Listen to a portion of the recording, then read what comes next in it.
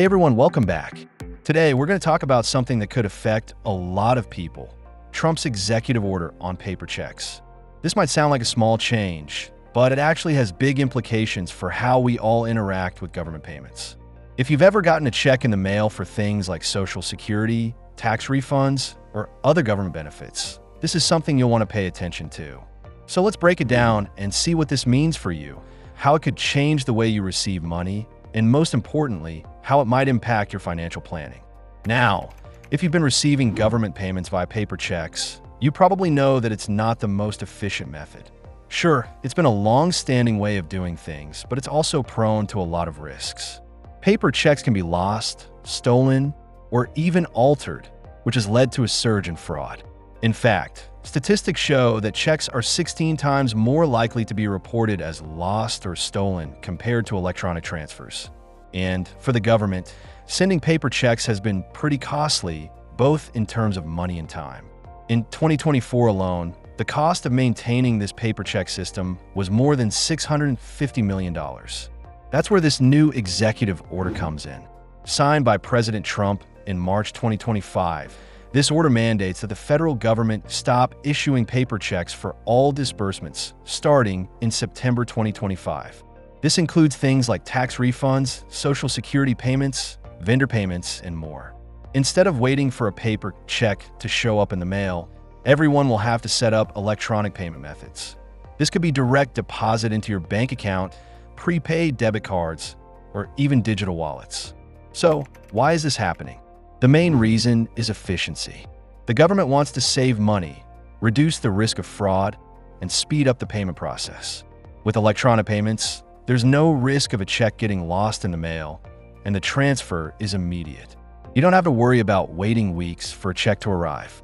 Plus, this shift aligns with a broader trend we've seen over the past decade. More people are using digital payments rather than paper checks. Whether it's through direct deposit, apps like Venmo, or even just swiping a debit card, we're all getting used to moving money around digitally.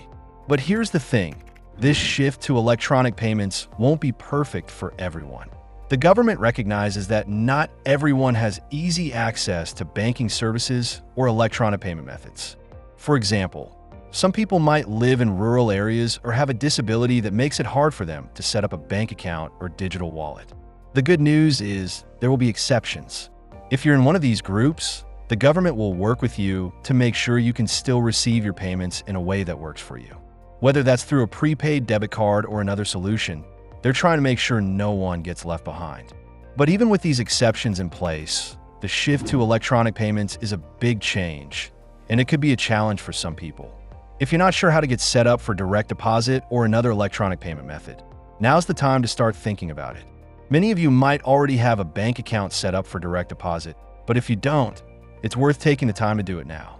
And even if you're not sure where to start, there are plenty of resources out there, including the government's own website, that can help guide you through the process. Let's talk for a second about why this is actually a good thing for most people. Sure, it might seem like a hassle to update your payment preferences, but once it's set up, you'll probably find it's much more convenient. Think about it. No more waiting for checks to arrive in the mail, and no more worrying about lost or stolen checks. Plus, electronic payments can be tracked much more easily, which makes it easier to stay on top of your finances. If you're already getting your payments this way, you're ahead of the game. If not, it's just a matter of taking a few steps to set it up.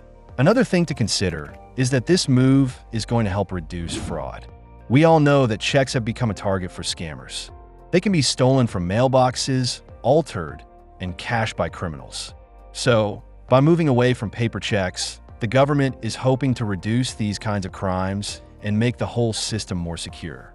And in the long run, that's better for everyone. It'll help reduce the overall cost of maintaining the paper check system, which could save the government billions in the future. Now, let's take a quick look at what this means for you personally. If you've been receiving payments from the government, like Social Security or a tax refund, you'll need to make sure you're set up for electronic payments. The deadline to switch is September 30th, 2025, so you have some time, but don't wait until the last minute. If you don't have a bank account or a digital wallet, now is a good time to explore your options. There are also prepaid cards like Direct Express, that can work for people who don't have traditional bank accounts. So, don't worry. There are options available to make the transition as smooth as possible.